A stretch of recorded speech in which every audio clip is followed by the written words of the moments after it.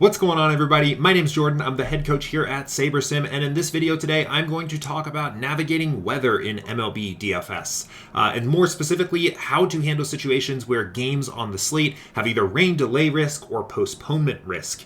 Weather in baseball is kind of a unique, very MLB-specific component to MLB DFS here, because we have these games that can get postponed and they can get delayed and really affect the slate. Obviously, you don't want to take a zero in any of your lineups, but I think what really makes this interesting is that we often have to be making these decisions proactively. We don't always have the luxury of just seeing if the game is still on or seeing if the game is going to be postponed by the time the game locks. A lot of times you'll have games that are going to start in delays and still have weather postponement risks, and we need to figure out how to navigate those situations. So, got a lot I want to get into today, but hopefully this video will give you an idea of how I handle weather situations over the course of the season. So let's go ahead and get right into it. So first things first, it is helpful to know the rules of how both FanDuel and DraftKings are handling postponement. And they're a little bit different. In particular, FanDuel has changed things in the last couple years. So what FanDuel says here is that if a contest offers late swap, players in your lineup can be edited until the scheduled start time. And that's normal. That's true of all their sports with late swap. But this is a very important note, and this again has changed in the last couple years.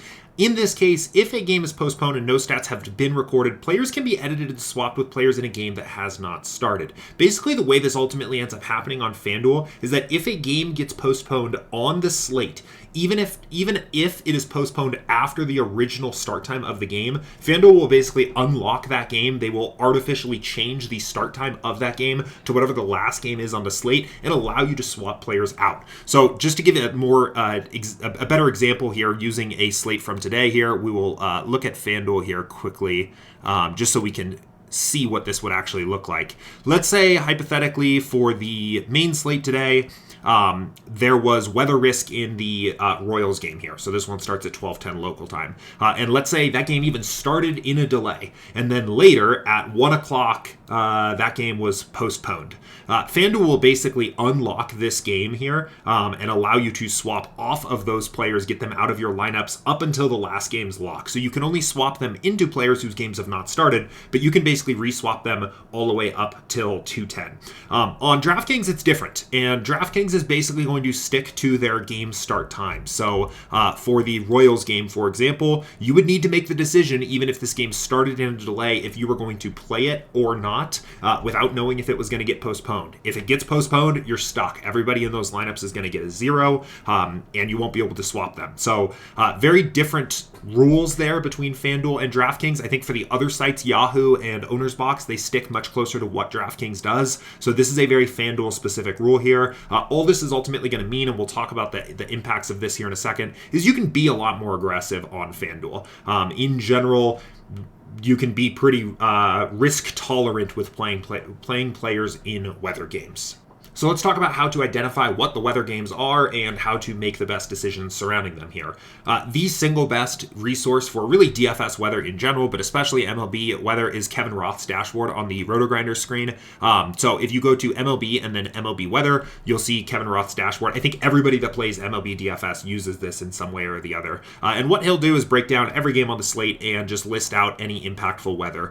This includes good weather here. So for games that have no risk to weather but maybe are a particularly good hitting environment or something like that, he'll list that here. But for the purposes of this video, really what we're looking at is the color coding of these games. So anything that is green, any game listed in green or not listed here at all, you can basically just assume it's good to go. There's really no concerns. That really even includes green-yellow. In this case, there's a slight chance for a shower here. Green-yellow is basically another indication that you are just good to go here. On the flip side, if you ever see a game listed in red, or orange red or red in any part of it, it is just an immediate X. If Kevin Roth is saying the game is red, it is very likely to get postponed, and I would never consider playing a game that was listed orange, red, anything like that. I think red is only used for postponed, but if it's orange, red, it is very likely to be postponed. So on SaberSim, what I would be doing if there was a game listed in red is literally just truly Xing it out completely and just removing those players totally from my pool. Where it starts to get a little interesting is the yellow and orange weather situation. So that means yellow, yellow-orange, or orange are kind of three different color categories you get there. Yellow is probably the least concerning there, and typically I'm willing to play games that are listed in yellow. The main thing that you need to look out for with games in yellow are rain delays. I would say the way that Kevin Roth's color system works here, it's very unlikely that a game in yellow, by the time the game locks, will actually get postponed. It can happen, but it's not very likely. But there is a chance for a rain delay, and that's a good situation where you would want to actually read the weather description of the game and see if Kevin Roth is mentioning a rain delay. Rain delays can be particularly dangerous for pitchers, even in games that have a very low chance of being postponed, because if a pitcher comes out, throws 2 innings, and then the game gets delayed, and that pitcher has a chance to cool off, and the team doesn't want to risk getting that pitcher warmed back up and putting him back out there, a lot of times they'll just have that pitcher's day end. For aces and top guys and guys that can very easily just get warmed back up and get back out there and pitch again, it can be different. But most of the time, if there's a lengthy delay after a pitcher has thrown a couple innings, a lot of times they end up getting pulled for the game. So for games in yellow, let's go back to the Royals and Texas game. If this game was listed in yellow and Kevin Roth said, yep, there's a chance of a delay risk here, I would be very likely interested in fading both of the pitchers here, because I don't want a situation where they just end up throwing 2 innings, the game gets a brief delay, and they don't come back out there. Still fine playing the hitters. If the hitters are going to play the whole game and the game has no chance of being postponed, I'm willing to play those guys, but I will X out some of those pitchers in yellow games. Games listed in orange, so yellow, orange, orange, yellow, just straight up orange, anything like that is where it really gets dicey and you have to start making some more difficult decisions. A game that has orange in it will have probably a pretty good chance of a rain delay and at least a non-zero chance of a postponement or probably a greater than 25% or so postponement chance, and we need to figure out what to do. So for games in orange, I probably am just not even going to take the chance on the pitchers at all. Yellow, I'm checking to see if there's a chance of a rain delay and making a decision. Orange, I will probably just X out the pitchers, but the stacks are kind of an interesting decision point. In general, I'm going to lean on the side of being conservative with those orange color-coded games. The main reason why is really just a math problem here. There are hundreds of thousands of profitable lineups that can be made for a large MLB slate. It is generally pretty easy to eliminate a game completely and still end up with a huge, enormous pool of lineups that are profitable that don't include any players playing from that game. And it's very low risk to eliminate these games in terms of your profitability. There are some exceptions to that, but if there was a game on the slate, let's say Boston, the weather's bad at Fenway here. Oh, that's a night game. We'll just pick another random game. Maybe the weather is bad in Oakland or something like that. It is very easy to just eliminate this game and generally be left with a strong pool of profitable lineups that can be made using 0 players in this game. So my general rule of thumb, if it is orange and it's looking like the weather is going to be bad, I'm just going to fade it and not take the risk there, knowing that there are a ton of lineups that can be made without those players completely. Now, that is the best case scenario. In reality, we are often left with some more difficult decisions, and really for 2 reasons. One, on a 10-game slate, it's pretty easy to just cross off a game or even 2 games and still feel pretty comfortable with the number of lineups that you can make with the remaining players. But if you're playing smaller slates, for example, we get 3-game and 4-game early slates sometimes where 1 game on the slate has really bad weather, you are eliminating a much larger portion of the player pool, and that can feel a little less comfortable. Another situation that can be difficult is that because weather is naturally geographic, if there is a bad weather storm on the East Coast, and there are a bunch of East Coast games, maybe the Yankees are at home, the Red Sox are at home, the Phillies are at home, the Orioles are at home, and all of these games are starting around the same time and all dealing with the same weather situations, you might have a 9-game slate where 4 of the games are all in pretty serious weather situations, and eliminating all 4 to be conservative is a little bit tougher. Now, I still probably don't think there is anything wrong with that, and if you're unsure what to do, I would probably still lean on the conservative side, but there are a couple things you can do to allow some of those players into your lineup pool so you're not fading them completely, but still limiting the amount of risk you are taking with your lineup portfolio. One creative thing you can do here is make it so you're only using hitters in games that are played in really bad weather when they are all stacked together in the same lineup. So if there's a game that has some legitimate postponement risk, you are going to use the hitters from that game only in full stacks and not allow them to show up as one-offs in any of your other lineups. And the idea here really is that we want to capture the upside potential of the game playing and one of the teams going off. And the best way to do that is to assume that you have to have that team to win the contest that you're playing and stack them all together all in that lineup. But one-offs for hitters are generally pretty replaceable. Hitting projections are all very close together, and we can often replace a given one-off or even a smaller stack of a team with a different set of one-offs or a smaller stack pretty easily, and we don't want to use players playing in those weather games in those one-offs and smaller stack spots. Basically, the idea there is that allows the downside of that game to affect our lineup portfolio too much. If we're playing, let's use the Colorado game here as an example, because it's a game where both teams are projected really well. We want to capture the upside potential of either the Pirates or the Rockies going off by using them in 5-man stacks on DraftKings, but we don't want to litter a bunch of one-offs and 2-man and 3-man stacks of those teams in all of our other lineups here, where they can potentially create a ton of downside for our lineup portfolio if the game gets canceled. If the game gets canceled, we're not super concerned about our 5-man stacks. Obviously, it sucks having 5-man stacks of the Rockies if the game doesn't play at all, but the Rockies could go out and score 1 or 2 runs anyway, and that lineup would be dead anyway. So really, this strategy is about capturing upside in lineups while limiting the potential downside to your portfolio by having one-offs and smaller stacks littered throughout it. So the way you would actually do this on SaberSim, if you wanted to set this up here, let's say we wanted to say only use Pirates and only use Rockies in 5-man stacks, we would create a rule, and it would be a grouping rule, and it would be an automatic rule. And we are going to say if at least one primary player is used, and we're going to group this by team. So basically, if a player that is not a pitcher is used in the lineup, then use 4. So we're going to force 5-man stacks on DraftKings on the same team as the primary players. And then we're going to save this as a manual rule so that we can edit, and it's going to create a rule for all 20 teams here. And then what we would need to do, and this can be a little bit tedious, you have to go and uncheck these, but we would go and really only check this for the teams that are playing in weather games. So again, this is all hypothetical for this example here. We don't really have any weather games tonight, but basically you could set this up so any games played in bad weather with some postponement risk, you could only use those hitters as stacks. And this really does get useful in a situation. We will surely have some situations in the summer where there is a big, giant storm system over the East Coast, and it is affecting the Yankees, the Red Sox, the Phillies, the Orioles, and even the Nationals or something like that. Like, there are 5 different games all played in the same area of the country, and they're all affected by the same weather system. You can set it up so you are only stacking each team as a stack, only using those teams as a stack, filling in the one-offs for the other games on the slate with safer weather situations where you're not as worried about. I really like this strategy when it feels uncomfortable to just X a game off completely, to instead access the upside of that situation while limiting the downside. The one other thing you would want to make sure of in this case is to check on those pitchers. I still will be very conservative with pitchers and probably just don't want to play pitchers in serious weather games, period.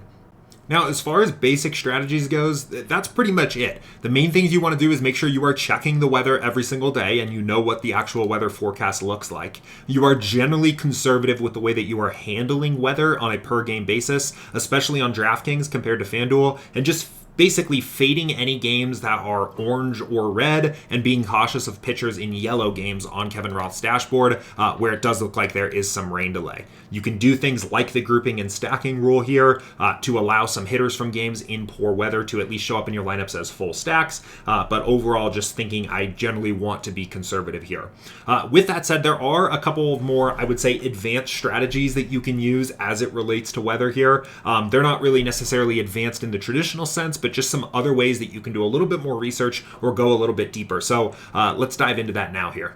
One of the things you can do here is basically just do a little bit of additional research and see how easy it is for a team to postpone a game. One of the best ways to do that is to actually just look and see what the intention of the team is on social media. A lot of times when a game is approaching that has some weather risk, obviously there's a lot of fans coming to the stadium here that are ready to see the game, and the teams want to let people know, is there going to be a baseball game tonight?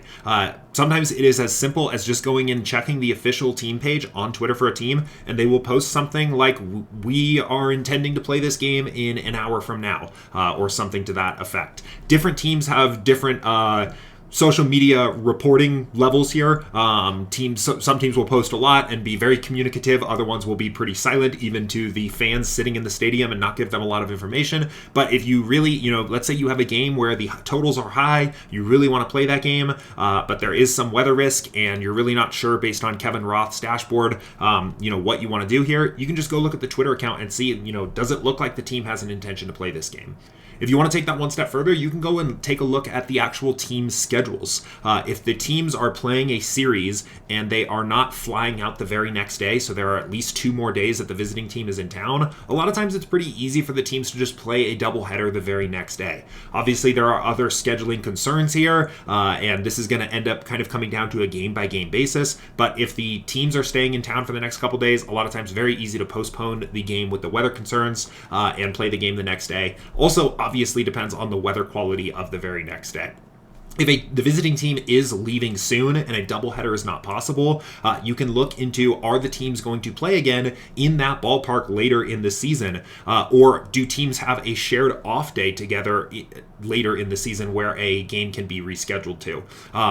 Generally, earlier in the season, there's just a lot more schedule flexibility. So you are going to see games get postponed a little more often early in the season, because as we approach August baseball or September baseball, a lot of the off days and a lot of the different travel times, all of that has already passed. So it becomes a lot harder to reschedule games for postponement. So looking into the team schedules, if you are really trying to get predictive about whether or not a game is going to be postponed, you can look into that kind of stuff and figure out how you want to handle certain weather situations. But again, that's really a more advanced thing, and really only something that I do if there's a game that I'm really having a hard time just scratching off completely, because most of the time I think it's just easier to just X the game out and be happy with taking the conservative angle and playing the hundreds of thousands of other lineups that can be played without players in that game.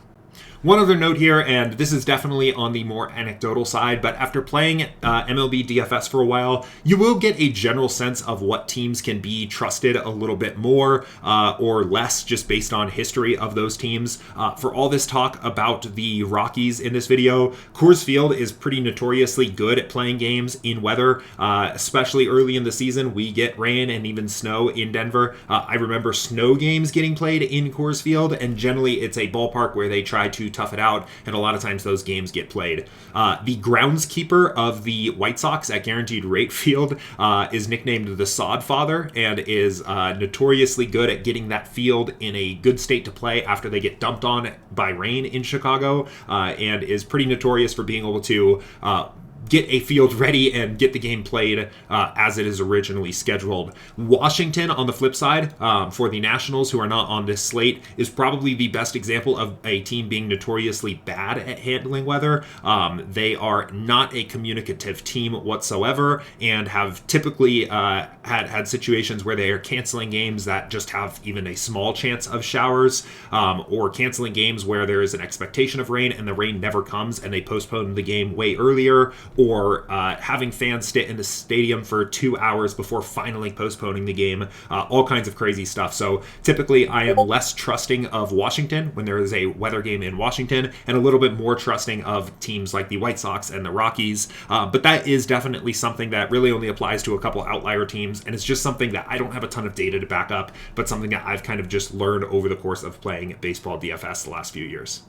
And last but not least, if you are comfortable embracing the chaos and the variance of weather, and understand that taking this strategy may lead to you having a little bit bigger swings to your bankroll, embracing some risk, but playing in a maximally exploitative way, I do think there are some opportunities to just zig where the field is zagging, and try to exploit ownership in these situations. Overall, I would not go overboard with this, right? I would not start playing games that look exceedingly likely to be postponed, or fading games that are green-yellow on Kevin Roth's dashboard, just hoping that a 1% chance for heavy rain ends up paying out. But in situations where you're talking about games that are really in that orange range, I think you can kind of look at the ownership of the game and see what is the field's overall sentiment about this game, and just take the opposite approach. If a game is going to be very chalky, let's say, for example, for the Pirates and Rockies again today for this day slate, which it looks like that's one of the more chalky teams or chalky games on the slate, I think think in general the field tends to underestimate the downside of that game. They will just play it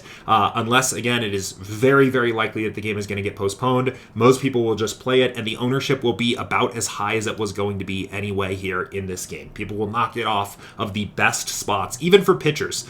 People will rarely get off of the absolute best spots if there is going to be weather. However, if there is weather in games that just look a little bit more fadeable, let's say in Detroit, where people are looking at this Guardians and Tigers games, and it doesn't look like the batters are going to be very highly owned, and let's say as there is weather, it just becomes very easy for people to cut this game out completely. These ownerships will often drop to almost zero very quickly. People will just fade games that they, might have had a little bit of exposure to completely if there's just a little bit of weather concern, which is something that I would generally do too through the lens of playing conservatively with weather. I don't think there's anything wrong with that, but you often get extreme ownership discounts on these games where there is a little bit of weather here. So in chalky games, I think the field underestimates the downside of the weather. And in games that aren't going to be as popular, I think people underestimate the upside of the teams in the event that it actually plays. So if you are more comfortable with this more chaotic, higher variance approach, I think you can just let ownership kind of help you make the tough decisions about what bad weather situations in general, and fade games that look like they're going to be chalky played in orange-yellow weather conditions, and play games that look like they're going to be played in orange-yellow weather conditions that don't look like they're going to be chalky. And maybe you would do something like, if you're going to intentionally play the Guardians-Tigers game in hypothetically bad weather, you could use that combined with the rule we talked about before to make sure you're not poisoning the well of all these other random lineups by dropping random Guardians or Tigers into them as one-offs, but having some lineups where you 5-stack that game, get the entire stack at an extreme ownership discount, and hope that the game goes off. Again, not for the faint of heart here, and you at some point are going to get burned by this and probably have some lineups that get some zeros, or have a game that you faded completely that did play that goes off. That's going to happen. But I do think there is an exploitative angle to be played with weather here, just zigging where the field zags on these games that are a little bit in that orange area where it's unclear what's going to happen. I hope this was a helpful video for you guys. Just a final summary here as we wrap up. Remember to check Kevin Roth's dashboard anytime you are playing MLB DFS to get an idea of what the slate looks like that day. Red, instant fade. Green, you're good to go. Yellow, you want to check pitchers, and if there's a risk of a rain delay, you might want to consider Xing pitchers. And that entire spectrum from yellow to orange to yellow-orange is kind of where you need to think a little bit more. I think the easiest thing to do is lean on the side of being conservative and just X out games that look like they're going to be orange because of the risk of weather there. But you can get a little bit more creative, do a little bit more research on your own to see what is the likelihood of that game getting postponed, setting up stacking rules so you're Xing out the pitchers in those games, but using the players in the stacks to capture some of the upside, or taking an exploitative ownership angle and intentionally playing some of the teams that are in bad weather games that are going to be lower owned while fading some of the teams that are going to be in bad weather games that are going to be higher owned. If you have any questions at all about handling weather in MLB DFS, you can always reach out in our Discord server or by emailing support@sabersim.com. And in the meantime, thank you again for watching and good luck.